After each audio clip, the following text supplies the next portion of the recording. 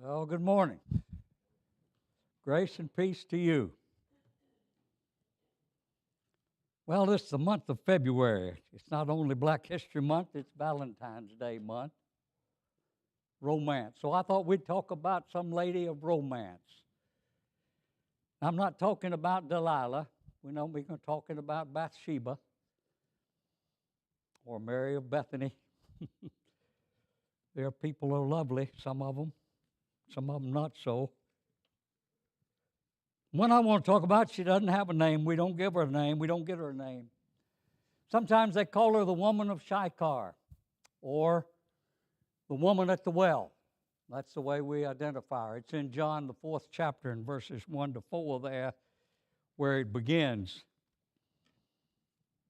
I like what Clovis Chappell titled her, The Woman of Romances, because she had 5. She went through them pretty fast. You know, when you read that, let me read the context for this story that we're going to look at. When therefore the Lord knew how the Pharisees had heard that Jesus made and baptized more disciples than John, though Jesus himself baptized not but his disciples, he left Judea and departed to go into Galilee. And he must needs go through Samaria. Now it's verse 4 I wanted you to look at there. He must needs go through Samaria. In the NIV it says he had to go through Samaria. You need to understand the context a little bit about that. I don't have a map, but just think about Galilee up here and Jerusalem down here, and the Jordan River runs that way, okay? Galilee, Jerusalem, and the Jordan River. Look in Mark 10 and verse 1, it says, and Jesus left that place up there in the north, and he went down the further side of Jordan to Judea. Now, why would he do that? Because they all did it. That was the way they did it. And the record in Mark 10 goes on to say, and on the way he taught them. You see, every time there was a Passover or a feast that had to be in Jerusalem, the people in Judea, in Galilee, had to go to Judea, had to go down to Jerusalem. Why did they go on the eastern side of the Jordan? Because they didn't want to mess with those Samaritans. They didn't want to have anything to do with the Samaritans. They segregated them, they put them away, and they didn't want a part of them, so they traveled the eastern side. And so Jesus traveled the eastern side so he could talk with them, it says, so he could teach them. But now notice this passage. They're leaving Judea. When they came down the eastern side, and when they left Judea to go home, they went up the eastern side. But Jesus had to go to Samaria. He said, I must needs go to Samaria. Now, why was that?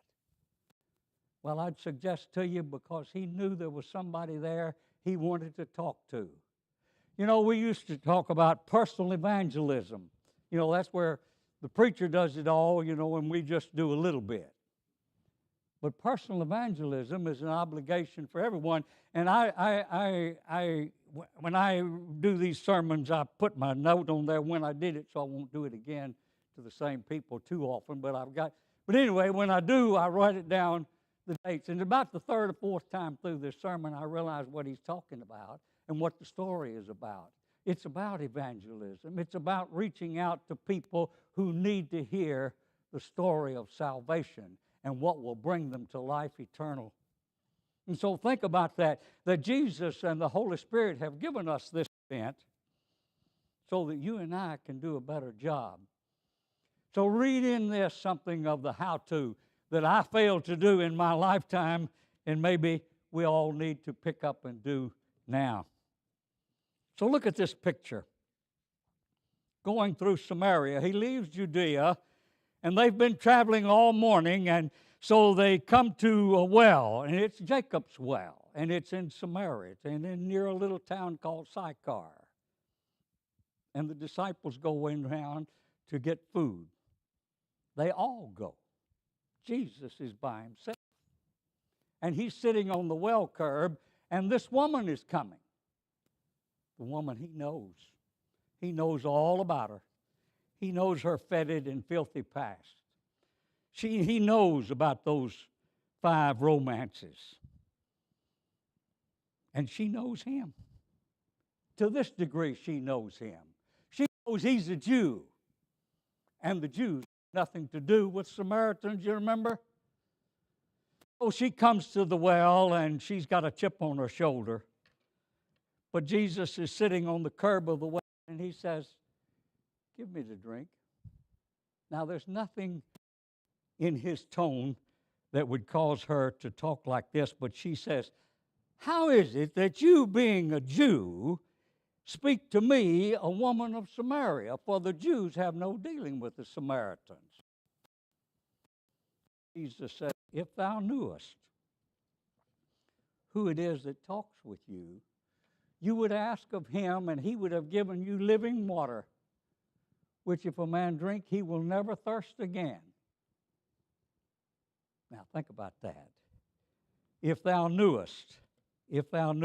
No, he didn't come to get a drink from the well there. He came to get a drink from her heart, from her burnt out, impoverished affections. He wants her to come to him. He wants that gift, not the drink of the water from the well. And there's no scorn in his tone at all when he speaks to her. His answer? Not what she expected by any means. From this charming stranger, there's no apology, no resentment, just simply a surprising tenderness. Listen to him. Thou knewest the gift of God and who it is that speak with you. You would have asked of him, and he would have given you living water. And I think just like that. One of those tragic ifs. If you knew, but you don't know. See, that's the problem. She doesn't know. She doesn't know what stands in front of her. She doesn't know this amazing grace that's there. This great gift. If she did know, she would reach out with those soiled hands and grasp this great wealth. She doesn't know it. And that's what he's there to do. You know, he really asks this of everyone, of you and me. It's a universal need. We're all in this woman's position. If she knew that he could still the fitful heart, that he has a message of courage and hope and salvation. My sister's always saying to me, he will never leave us nor forsake us, Hugh. He'll never leave us nor forsake us. Great hope, great encouragement that he has for us. If we just knew about it, we wouldn't be indifferent to the word when it was preached. If we knew the burdens that lie ahead, the dark and lonely places, then we would not be indifferent. If we knew that, if we knew that we needed a friend, we would not ignore the friendship with Christ. We would reach out to him. If we could hear the cadences and tenderness in his voice, the infinite compassion when he speaks, if you just knew the gift of God. Instead of begging me instead of my begging you, rather, you would turn this well curb into a temple altar, and this noonday glare, you would make it the sunshine of a temple in your heart. If you knew. Isn't it amazing that Christ would ask this woman to reach out and to accept the gift of God? Here she is. She stands in shame, once beautiful, charming lady, no doubt.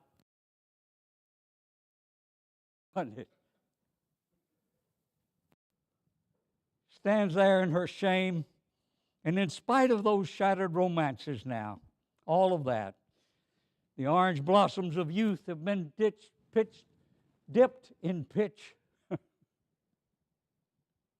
There she stands. And he still is willing to talk to her. He wants to hear her. Living in open sin, though. Who would expect of this woman a marked change? Who would expect her to change and be? That's what I have trouble with sometimes, looking about me. Oh, they'll never be there. They'll never hear. They'll never listen. They'll never be concerned about it. Who would expect any marked change? Who would ever dream that beneath all tattered dress and tarnished dress there beat a hungry heart, a heart hungry for God, that would really think about Him? Who would think that this outcast heathen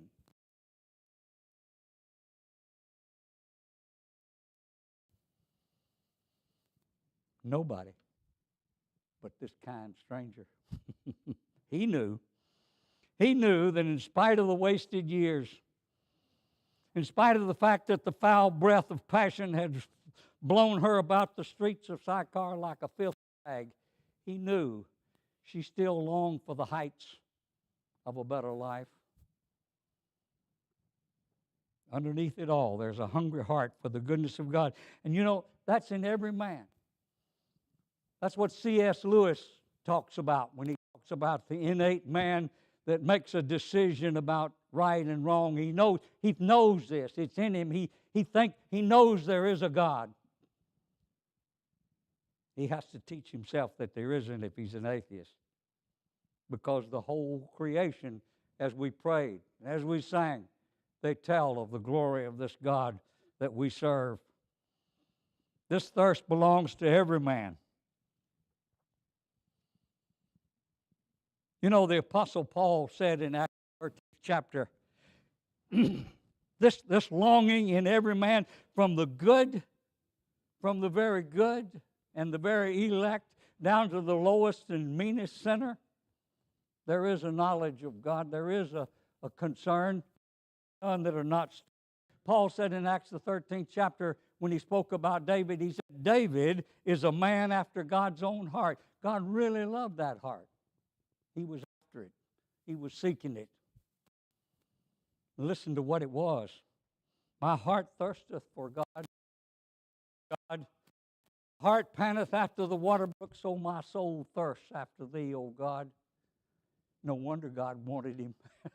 No wonder what God would search for him. But then he would search for the very worst as well. Down to he would search for them. From the heights to the lowest, all have this thirst.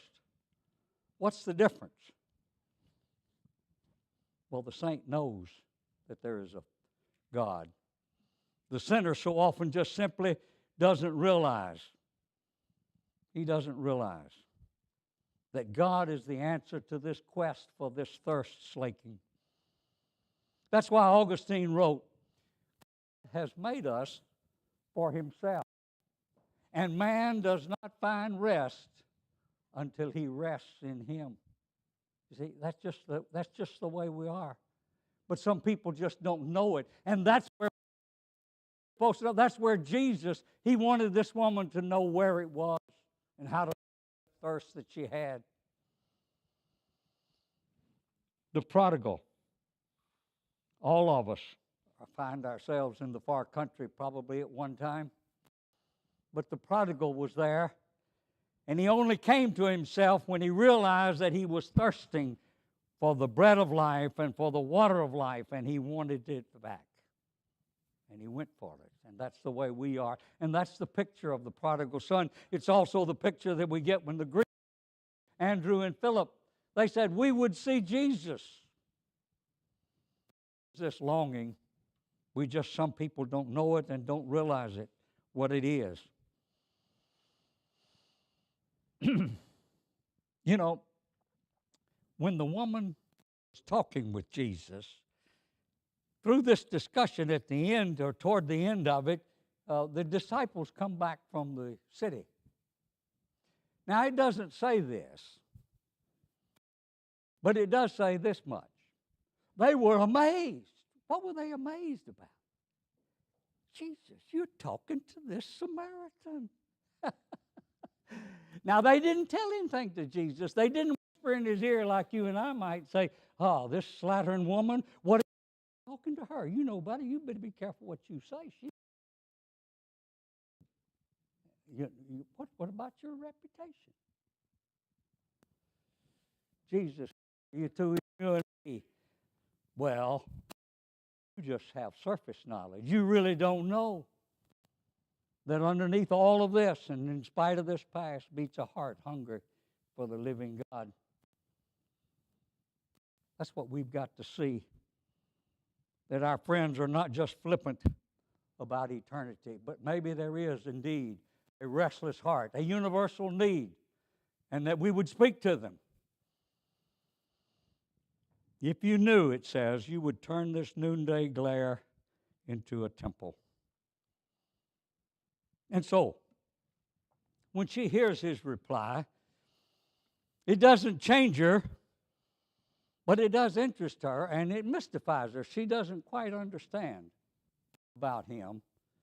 And she asks him, what then, where do you get this living water? Are you greater than our father Jacob, who drank from this well, he and his children and all of his cattle? Are you greater than Jacob? Yes, he's greater than Jacob. He's greater than Jacob.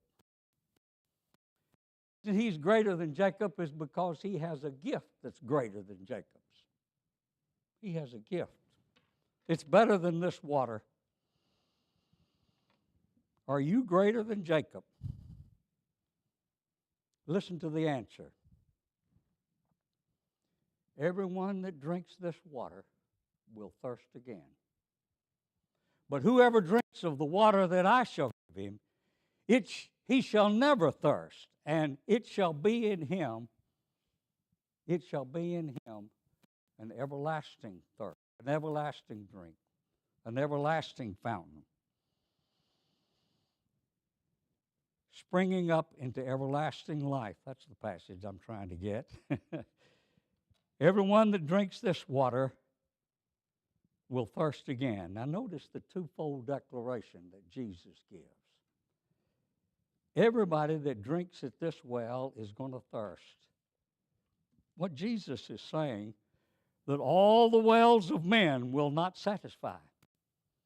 Whether it's the well of wealth or the well of fame or fortune or greatness or whatever those things are in this life, they're not going to satisfy that thirst you have and that I have. It's a spiritual thing that's like that of the ancient mariner in the physical. You remember the story of the ancient mariner, Coleridge? You've heard this line, water, water everywhere, and not a drop to drink. Water, water everywhere, and yet the boards did shrink. Yea, and slimy things did crawl with slimy legs upon the slimy sea. The ancient mariner was stranded at sea and couldn't go and was starving for water. Everywhere he couldn't drink it. Jesus, that's the way it is here with this. These wells that you and I are drinking of wealth that we follow so much, that we covet so much, that things and possessions and money. He says, you won't find any drinking, any slaking of the thirst there. It's what the rich man found in the 12th chapter and verse 16. The ground of a certain rich man brought forth plentifully. And so he said, what shall I do with all this? I'll tear down my barns and I'll build bigger barns. And then I will say, and how many times did I say, when I retire, I'm going to eat, drink, and be merry. Thou fool, this night thy soul shall be required of thee. Then all these things be. We can't drink from the well of wealth and things of this life and get slaking up this thirst. You know, Solomon did that. It's in there for a lesson for us. I have to say, I've gone through that. You see, I'm at the other end of that thing now. Where Solomon was, I'm down at the end of life. And I've had those opportunities that I failed to see and do.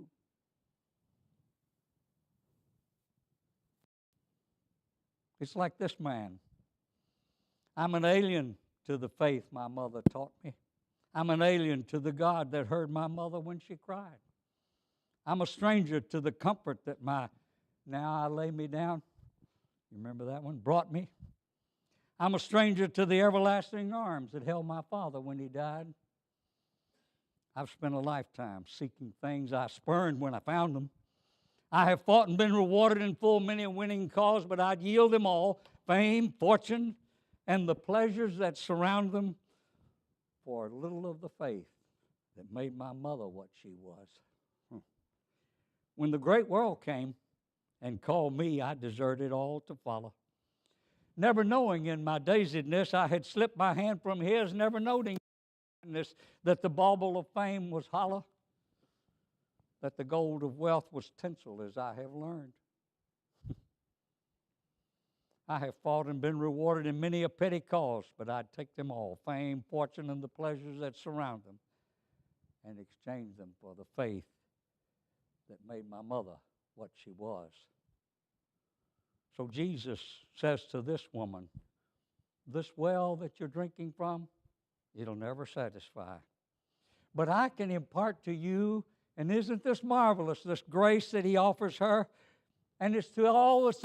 He's given it to all mankind. It's been successful. If you'll drink, I give you. If you drink life, you'll be at rest. I'll bring you not only now, but in eternity. Bless you with a fountain that'll never go dry. The trees of the city of the God will always be blooming in spring. And the roses will never fall. Isn't that wonderful? Both now, he says, and forever. That's the way I am with you. The world's feast, there always comes a time when there's no wine, when the zest is gone, when the wreaths are withered. And joy lies in a coffin. And that's all that remains of the dust and ashes of our burnt out hopes. But listen, this water that he gives, it's not external. When we were in Ireland, Judy, we went to that, and we toured the castle in the day, and that night we had a meal, and they offered us mead. I don't know whether I drank that or not, but they offered it to us.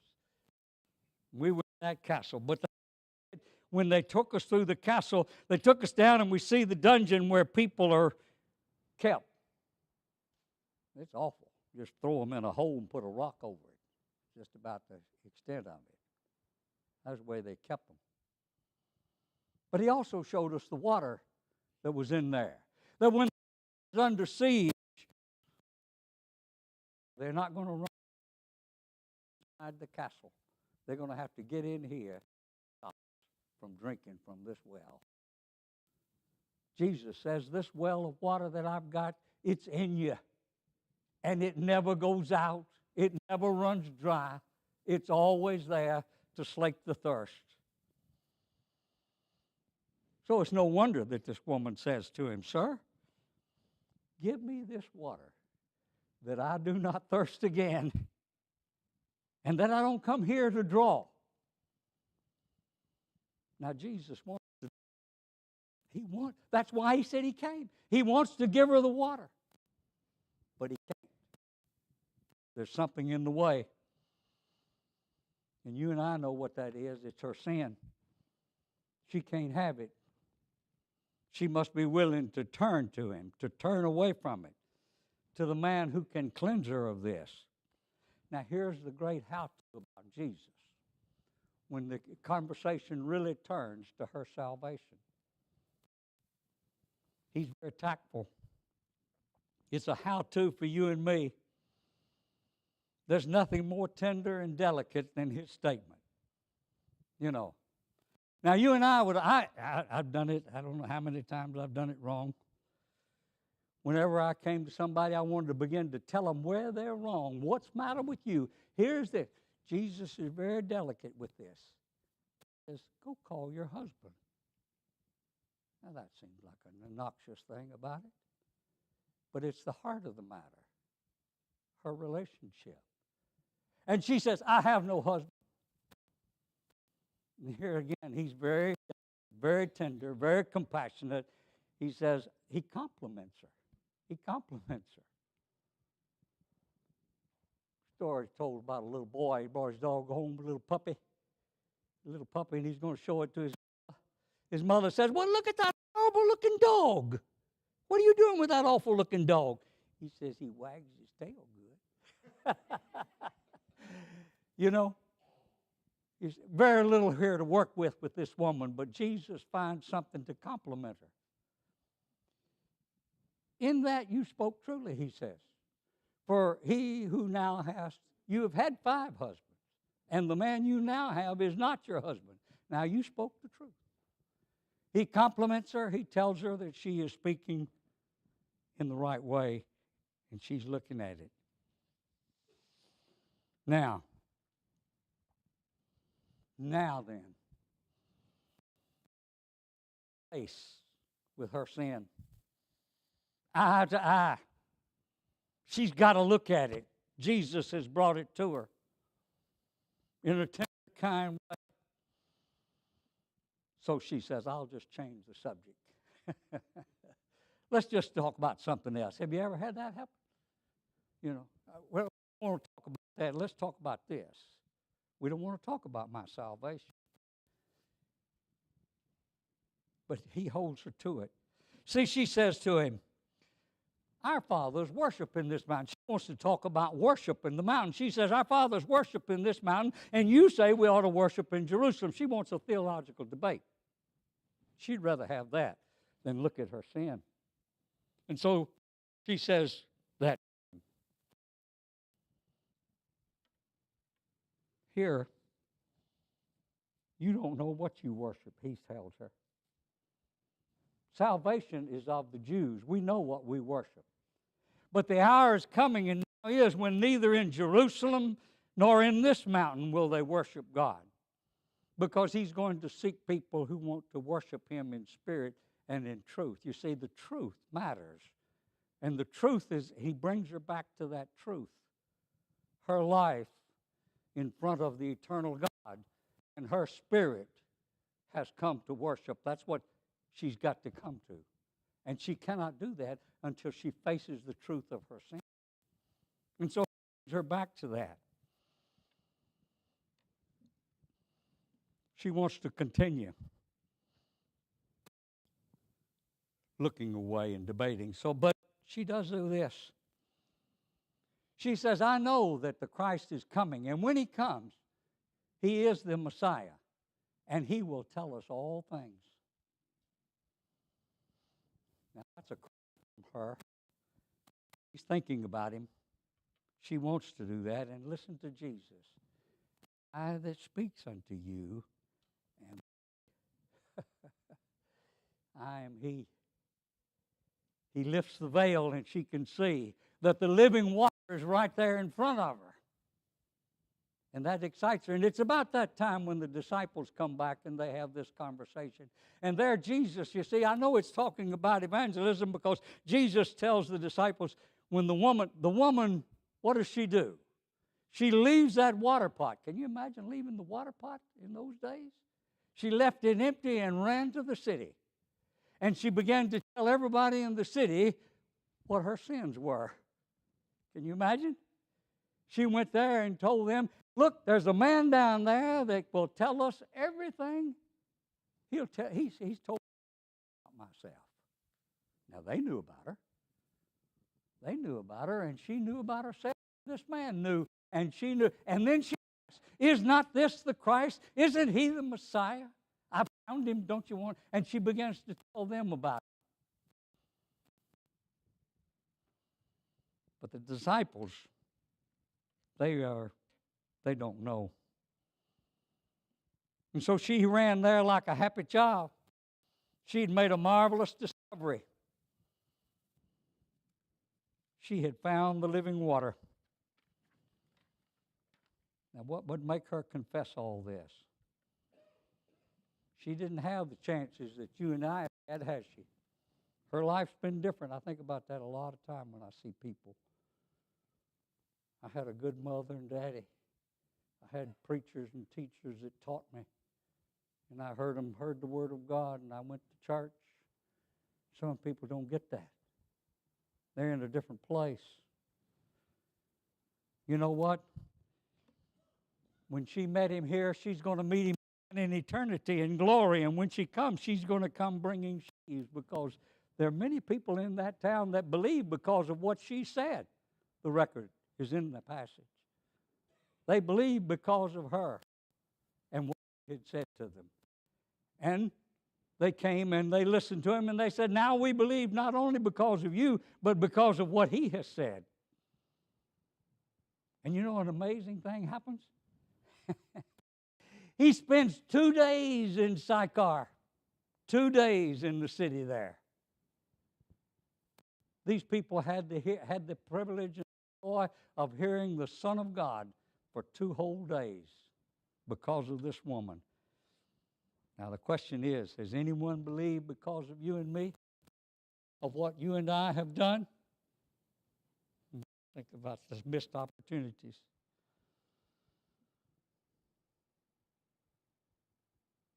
Has anybody been transfigured and transformed by the story I've told? Don't we need to give more earnestness, more thought, more effort, more time? Because the needs and the wells of the world will never satisfy, but we have the one that will. We just need to give it to him. If you don't have this fountain within, you need it. It satisfies the deepest thirst. You need it because of your needs. You need it because the world are never going to satisfy. You and I need it. And it's going to come not by merit. You can't do enough good to deserve the water of life, or that you'll get it for now and eternity because you've been good. Not by merit. You can't buy it. You can't earn it. The well of this eternal water does not come because you're a scholar or rich or great. It's a gift. It's a gift. If you're looking for wages, the way you're working for the devil, because the wages of sin is death. That's where the wages are. There are no wages to the gift for the water of eternal life. It's just a gift. You just get it. He's just going to give it to you. When I think of that, the story in the Far East, the way it is, they don't have water in a lot of places. It's almost desperate for water. And so someone gathers water and he carries it into the town and he's going to sell it. And he goes through the streets and he says, the gift of God, who will buy? The rich man steps up and buys all the man's water, and he says, now you give it to him free. And he says, the gift of God, who will take? Who will take? That's the way with the water of life, the water of salvation. It's eternal and it's free. Who will take it? If you're subject to the invitation, we come as we stand and sing.